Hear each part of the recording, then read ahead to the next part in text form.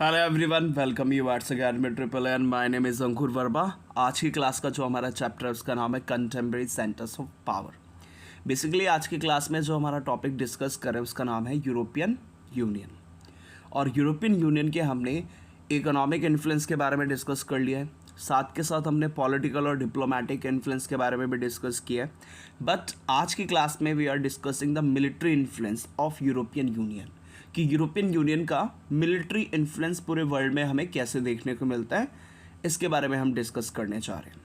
तो इसमें बेसिकली जो सब टॉपिक है वो मिलिट्री इन्फ्लुएंस है, कि यूरोपियन यूनियन का मिलिट्री का कैसे हमें इन्फ्लुएंस देखने को मिलता है। तो मिलिट्री में अगर हम बात करें तो सबसे पहले हम बात करेंगे आर्म फोर्सेस की। तो कंबाइंड यूरोपियन यूनियन की जो आर्म फोर्स है, आपको पता है यूरोपियन यूनियन एक क्या है, ग्रुप ऑफ कंट्रीज़ है, और वो मोस्टली जो कंट्रीज़ है वो कहाँ की है, यूरोप की है।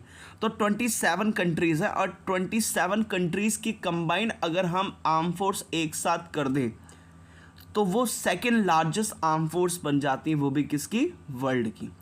तो फर्स्ट नंबर की अगर आपको पता है आर्म फोर्स किसकी है तो आप कमेंट में फर्स्ट कंट्री का नाम बताइए जिसकी सबसे लार्जेस्ट आर्म फोर्स है।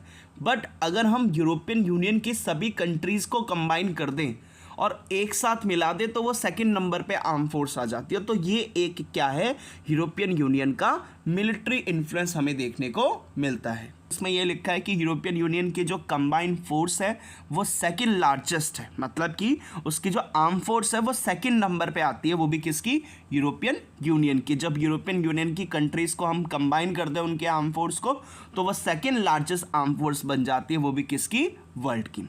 तो this was the first military influence of European Union. Now we discuss second बारे में क्या कहते हैं। Its total spending on defence is the second after the US, कि यूएस के बाद, दैट मीन्स कि हर एक कंट्री जो होती है वो क्या करती है, बेसिकली अपने आप को डिफेंस या डिफेंस करने के लिए, अपने आप को बचाव करने के लिए वो क्या करती है, कई ज़्यादा पैसा लगाती है डिफेंस के सेक्टर में, ताकि वो अपनी सेफ्टी को एंश्योर कर सके दूसरी कंट्री से। इंडिया भी करता है, हर एक कंट्री करती है।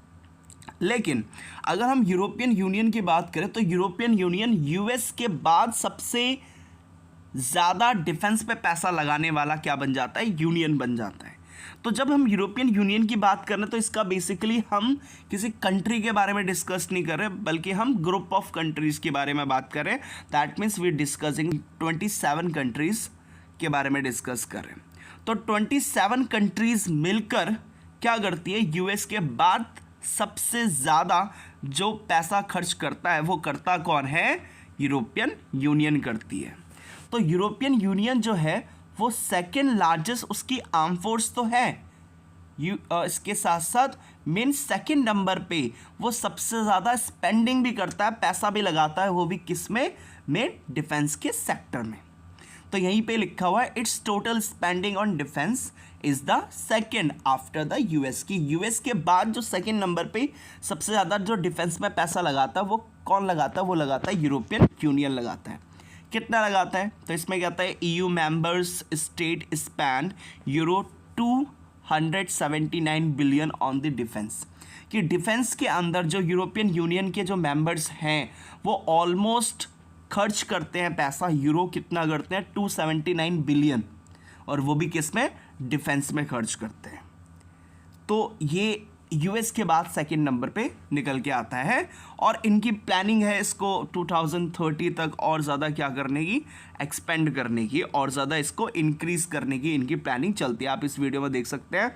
तो यहाँ पे स्पेंडिंग की 2030 तक, और इन्होंने डिसाइड किया कि यूरो 800 बिलियन तक ये क्या कर देंगे, मेन डिफेंस सेक्टर में अपने आप को और ज़्यादा इम्प्रूव करेंगे। जैसे आप देख सकते हैं शिप्स हो गए, वॉरशिप्स हो गए, ड्रोन हो गए, तो सेफ और सिक्योरिटी के लिए इन्होंने अपने आप डिसाइड किया कि हम ऑलमोस्ट 230 तक हम क्या करेंगे, हमारा जो बजट होगा डिफेंस में वो हम उसको इंक्रीज़ करते चले जाएंगे। Now come to the third point क्या कहता है, one of the European Union member state France also has nuclear arsenal of the approximately 335 nuclear warheads, कि अगर हम यूरोपियन यूनियन के एक मेंबर की बात करें जिसका नाम क्या है, फ्रांस, तो फ्रांस के पास जो न्यूक्लियर जो बॉम्ब्स जो कह सकते हैं जो न्यूक्लियर आर्सेनल हैं वो कितने हैं, ऑलमोस्ट 335 न्यूक्लियर बॉम्ब्स कह सकते हैं, वो भी अकेले किसके पास है, फ्रांस के पास। तो ये भी एक मिलिट्री इन्फ्लुएंस दिखाता है, वो भी किसका, यूरोपियन यूनियन का, कि यूरोपियन यूनियन का एक मेंबर है जिसका नाम क्या है, फ्रांस, उसके पास ऑलमोस्ट 335 अप्रॉक्सीमेटली न्यूक्लियर वॉरहेड्स है। तो ये भी एक शो करता है एक मिलिट्री इन्फ्लुएंस को, और वो मिलिट्री इन्फ्लुएंस किसको शो कर रहा है, मेन यूरोपियन यूनियन के, because why, because France is the member of European Union. Come to the next point. Next point is it is also the world's second most important source of space and communication technology. अब बात करें European union की, तो European union military में तो main second number पे है, arms में अगर हम देखें सेकेंड नंबर पे, डिफेंस में स्पेंडिंग करने पे देखें कि डिफेंस में कौन सबसे ज़्यादा स्पेंड करता है सेकेंड नंबर पे, तो ये यूएस के बाद सेकेंड नंबर पे सबसे ज़्यादा स्पेंड करता है।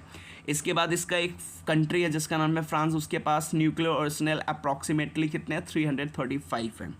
एंड देन लास्ट पॉइंट किस में क्या कहता है कि अब ये सेकंड नंबर पे, मतलब कि ये सेकंड मोस्ट इम्पॉर्टेंट सोर्स बन जाता है, वो भी स्पेस और कम्युनिकेशन टेक्नोलॉजी के लिए। तो सेकंड नंबर पे इसमें ये क्या करता है, स्पेस में रिसर्चेस करते रहते हैं स्पेस को लेकर, इसके साथ साथ मेन, और कम्युनिकेशन टेक्नोलॉजी पे ये क्या करते हैं, मेन इम्पॉर्टेंट सोर्स माना जाता है किस चीज़ के लिए, कम्युनिकेशन टेक्नोलॉजी के लिए।